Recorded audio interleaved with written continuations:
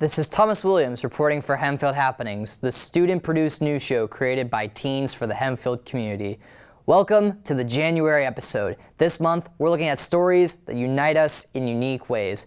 Specifically, we'll be covering how Farmdale Elementary unites with its community through its yearly craft fair, how the Student Ambassador Program finds great ways to unite their school, and how Hempfield's indoor percussion is able to unite to create great music. This and much more, all on this month's episode of Hempfield Happenings.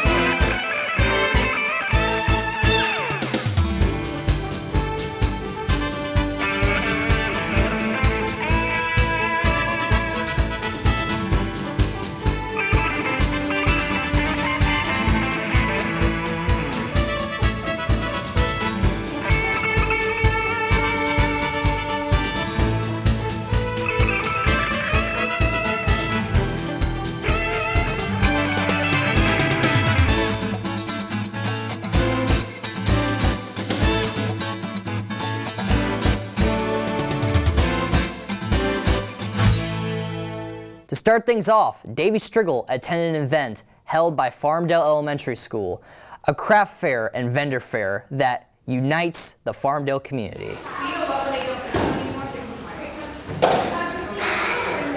Students, parents, teachers, and the rest of this community all unite through Farmdale Elementary School's craft and vendor fair. So this is the Farmdale Elementary holiday craft, shop, and vendor night. So we have crafts that families can do with their children, and we have vendors who are selling, local businesses who are selling a variety of things, and then we have a holiday shop for the students where there's things from 25 cents up to $11 that they can go and buy secret things for the holidays for their family members.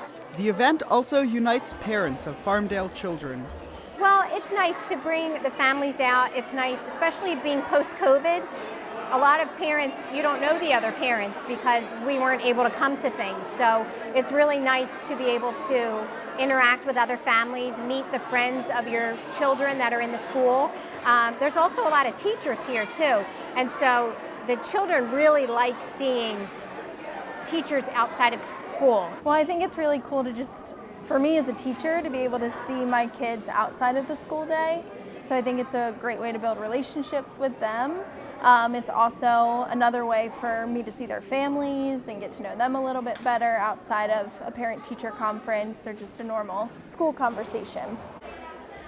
The kids also had a great time with everything the event had to offer. It's making crafts here.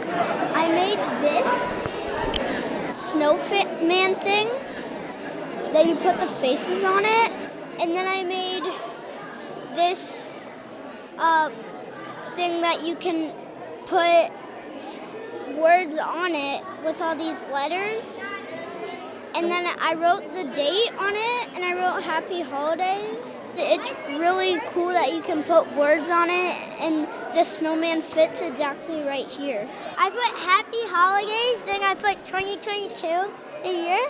So then I put my baseball number, which is 45. Miss Hughes is thankful for all the help that the community has given her in planning and running this event. This is the first event that I organized for the FPA, and I am so grateful for the parents who bring their children to these things, and for especially the parents that volunteer to help. It's a lot to organize something like this on your own, and to have these moms and dads who just come and help is is something I'm really grateful for. These people want the same thing, want to create these great events, and it's something you can't do alone. And I feel so grateful for these people that I didn't even know before tonight that really helped make this go smoothly. And, I think the parents here are phenomenal. We're just really lucky to have such a nice community here that kind of comes together to make the crafts and to help organize events like this. By the end of the evening, the community seemed more united than ever. For Hempfield Happenings, I'm Davey Striggle. Here at the Hempfield Happenings studio, I am interviewing Mrs. Smith on her societal problems project that she is overseeing in her class. So tell me, Mrs. Smith, what is the basic definition of what this project is trying to do? So the Societal Problems Project is something that came out of our AP government curriculum to create identify a societal problem and tackle it in our society. Every year we do this project. It kind of looks a little bit different as far as how we implement it, but the goal is for students to really help implement change in whatever problems they identify. So part of policy making is identifying a problem, formulating a solution, adopting it, and implementing it. And so with this particular project, students identified that their problem is really the relationship between the students and the admin at all levels, and it kind of derived itself from a lot of other problems, but really that was the root cause of the problem. So what we're trying to achieve here is students being able to have a voice and for them to get the admin to sort of understand their needs too. Oh yes, definitely. And not only does it sound like that this project is bridging the gap between students and admins and finally resolving that long overdue, like that long tension. Tell me, how would you say that this project unites the students that are working in groups in this project? Yeah, so a problem of the admin-student relationship is obviously very dynamic. And so our students formed committees to sort of research what are the goals of the admin. The upper admin in terms of their comprehensive plan, our principals in terms of the goals here in our actual building, and as well as like discipline and our community building that we already have. So they're in little committees, they reported back to each other.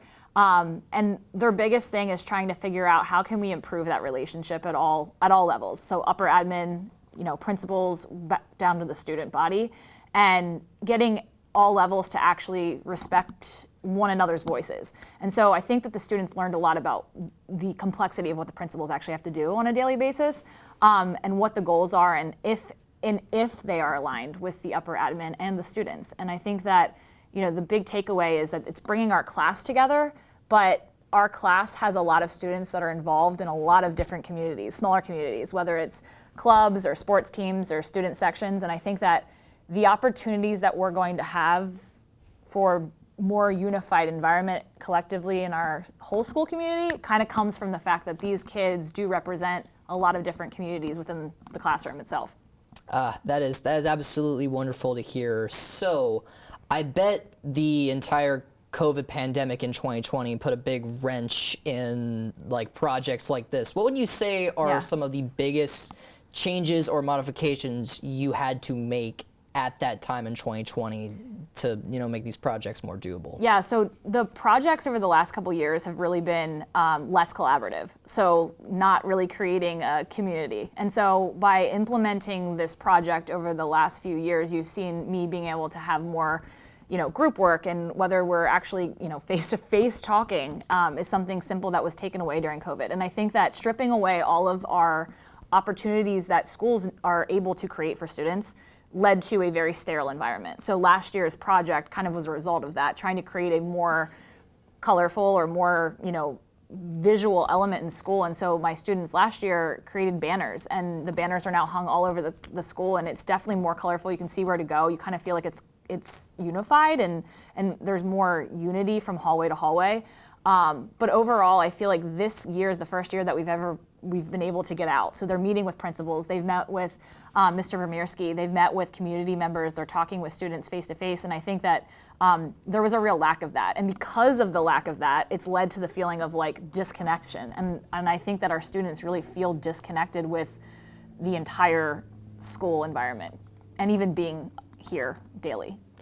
Yeah. Oh, definitely. There was definitely a very huge disconnect during 2020. So it really feels good that there are projects like this that are trying to, again, as said, bridge that gap of all that tension that was created, probably even before 2020.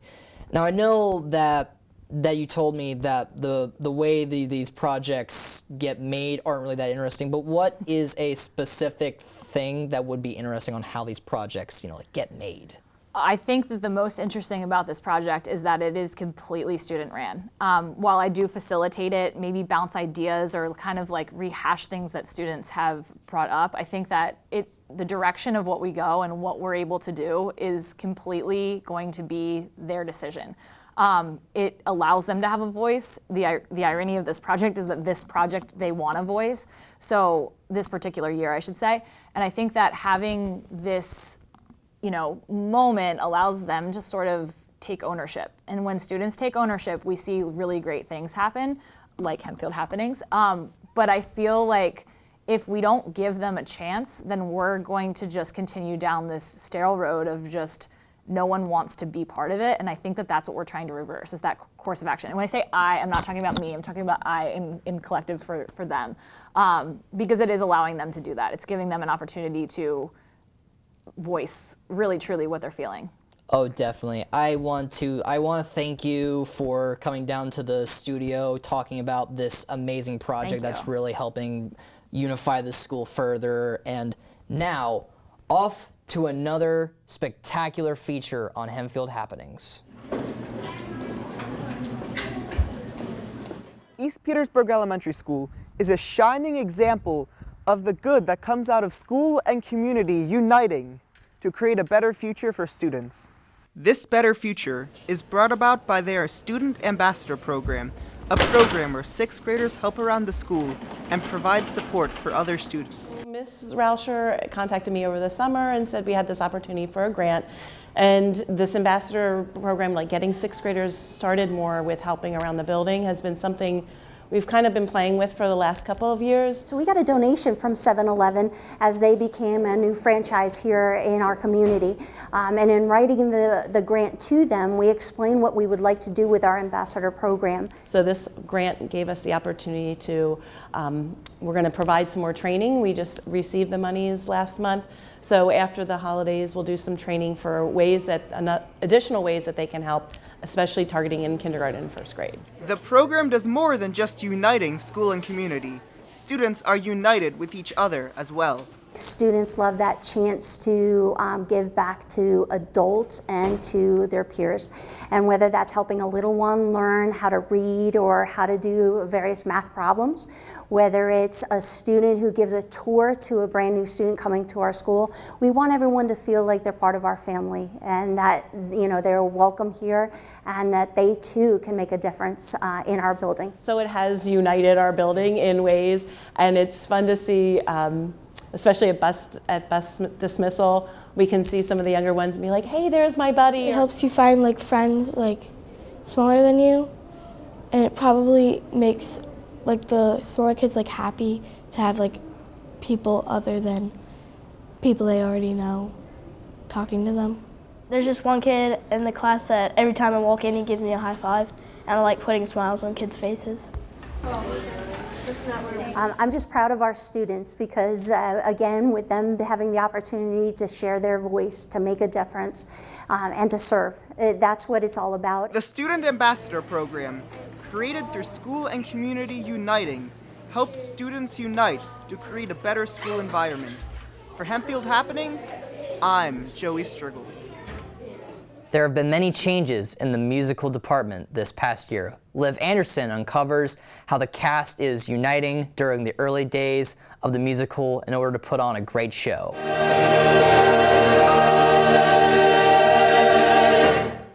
Here, in the Hackman Auditorium is where the December rehearsals take place, the start of a uniting and musical experience for the cast. The early days of musicals start off rather slow and easy. The spring musical music director, Mr. Ramos, explains what December rehearsals are like. Something the last 2 years that's been successful is having December dedicated to all music. Music only December is what I like to call it. And lead rehearsals are dedicated to solos, these like individualized moments. And I really work with the singers to make sure that not only they know their notes and rhythms, but how they can take what's on the page and put it on the stage. During the month of December, ensemble rehearsals also take place. Lucy Bishop, who is casted as Peter Pan, shares what challenges may arise during these rehearsals. I've been to a few ensemble rehearsals. It's hard because as a big group, there's so many different voices, they all sound different. It's all happening all at once. And sometimes it's hard to kind of coordinate them. Sometimes it's hard to blend. Sometimes you don't know who's louder and who's softer. But honestly, it's mostly about communication. Being a lead is never easy. There's a lot of dedication that goes into obtaining their goals for the character. I want to create an experience for people, and mostly this year I want people to feel for the villain. I want to evoke emotion out of an audience. I want them to enjoy the time that they spent watching it and enjoy the story and enjoy the characters. Personally, I'm a very fast learner when it comes to picking up new material, learning new things, but Peter is a big singing role. I can't even remember how many songs I sing, but it's a lot of heavy content, you know? And I feel like you just gotta kind of chip away at it, and if there's something you're stuck on, you kind of need to drill yourself, and what I do is repetition.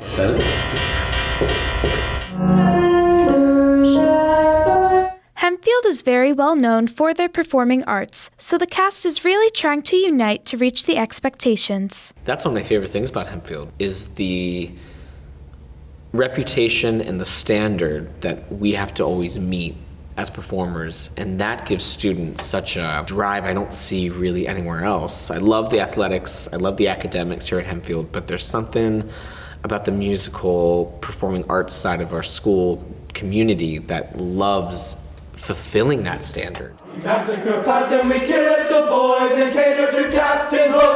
Every person in the cast, regardless of their role, has an important job to fulfill in order to create a united show. Everyone knows that they have a weight to pull, and everyone knows it's their job to pull their own weight. So that's where the collaboration comes in. Everyone knows that there's work to do, and everyone knows it's their responsibility to get that work done. And we get pushed a lot by our directors to constantly be performing at the highest caliber that we can. I don't know if it's magic, I don't know if it's music, I don't know if it's the drive Hempfield students have, but I think a uniting part of all students for every musical production I've been a part of is just knowing it's gonna get done. And I think something uniting is that final performance.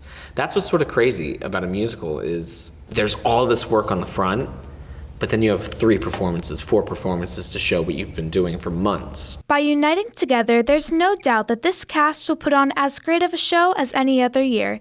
For Hempfield Happenings, I'm Liv Anderson.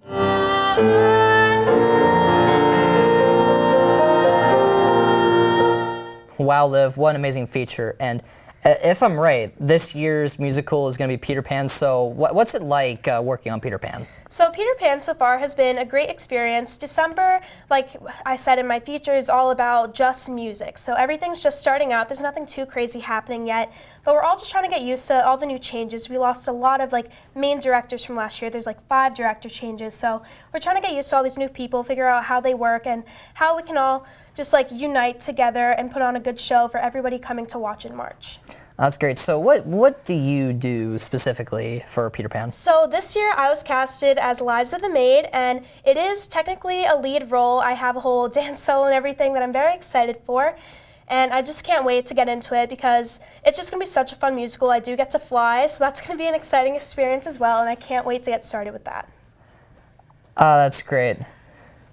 Now, to the next feature, Hempfield High School's indoor percussion is a big part of Hempfield students' lives to come together and unite for a common goal. Dylan Daisy went to find out more about what all goes on into indoor percussion.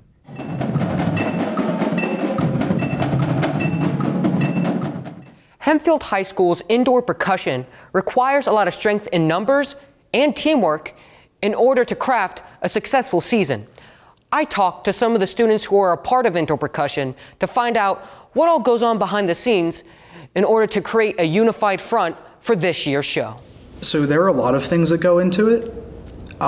Between one and where we are at the beginning of the season, which is like just learning the music. And then there's actually what we call staging, where we learn kind of the, as we call it, drill, the movement, the dance portions, the, marching and everything. Indoor percussion is split into different sections that comprise the overall ensemble, with each section providing their own unique sound to the band. So I play the marimba.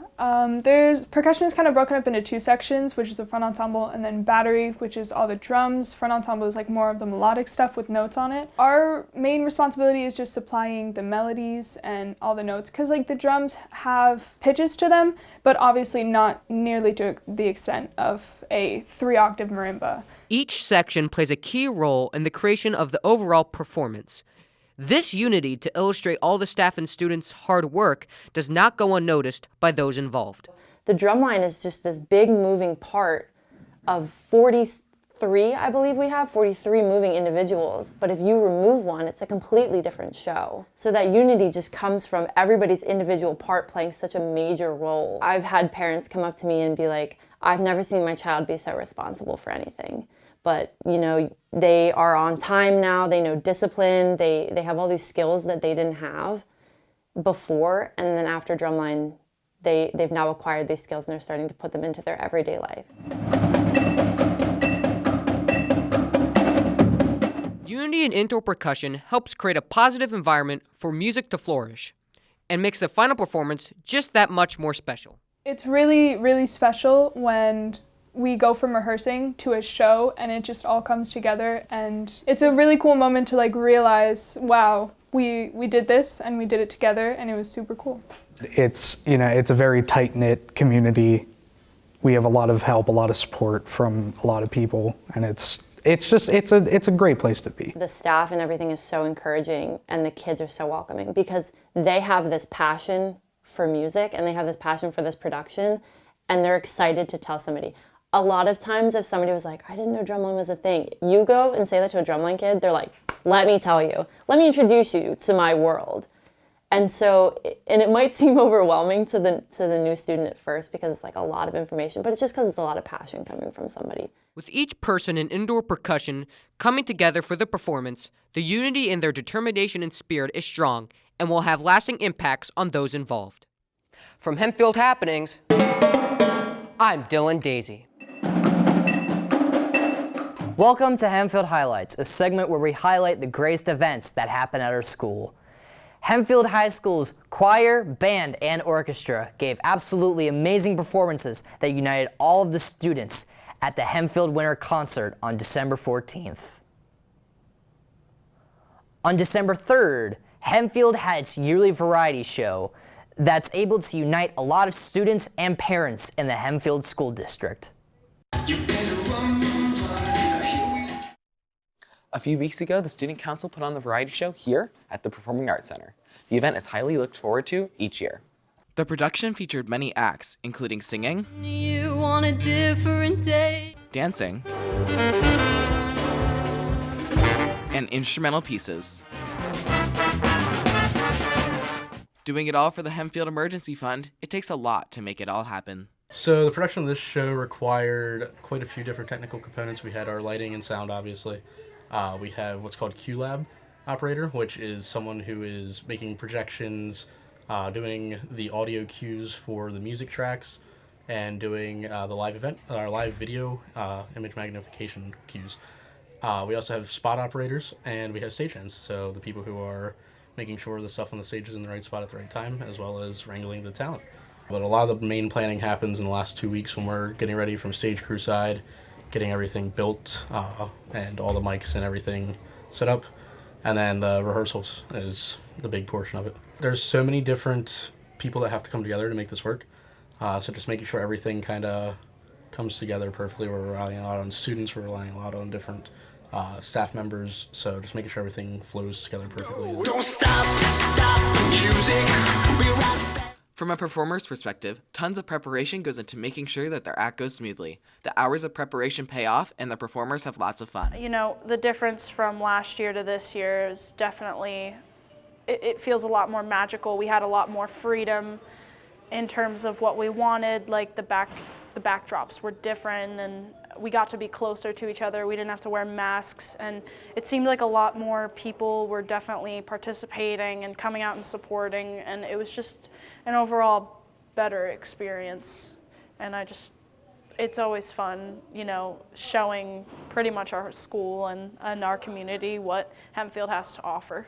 With the effort put into making the show happen, it's no wonder how many people enjoyed it.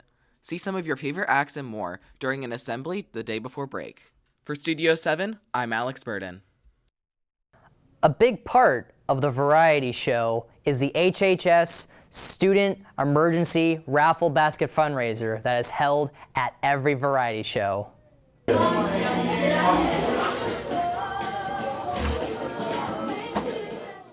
The variety show basket raffle took place on December 3rd along with the variety show. Aside from the basket raffle being a fun addition to the night, it had a noble reason for occurring. So this year's fundraiser, same as last year's, it's going to the HHS Student Emergency Fund. That emergency fund benefits our students now district-wide actually, for if their house burns down or if they're in need of financial help. The baskets for the basket raffle were provided by various sources. The majority of it came from teachers and clubs that supported their own baskets, which we really appreciate here. Instead of making a goal for money raised during the fundraiser, supporting the emergency fund was the goal. Well, to be honest, because every single one of the baskets is a donation, we're just hoping to make some money for the emergency fund. So last year we raised $5,000. Of course, we'd love to be able to raise that much again, but because we had to limit our ticket sales this year, we're just kind of hoping maybe $2,500 to $3,000 would be a great number. The basket raffle was a success. The over $2,200 raised will be put into the Hempfield High School Emergency Fund for use by students who are in need. For Studio 7, I'm Lindsay Over. For sports, the basketball season has started, and the girls' varsity team has already started the season off great with a great scrimmage against Collinsville and a win against Holy Redeemer by a score of 50-41. For the boys' varsity team, even though they had a rough start on December 6th, they have recovered, and the boys' varsity has won quite a few games since. They beat West York area 52-40 and Cedar Crest 61-46. They also beat our rival, Manheim Township, 65-40. Over the winter break, Aiden Hodge competed in the Armory High School Holiday Classic in New York. He placed first in the varsity mile with a time of 4 minutes and 26 seconds, setting a new indoor personal record and a new school indoor mile record. Aiden placed second in the 800-meter race, also setting a new indoor personal record. Congrats, Aiden. I hope you enjoyed this show about the Hempfield community uniting as much as we here at Hempfield Happenings enjoy uniting to bring it to you. Next month, the show will come from Bethlehem, Pennsylvania, the Christmas city. Thank you for watching.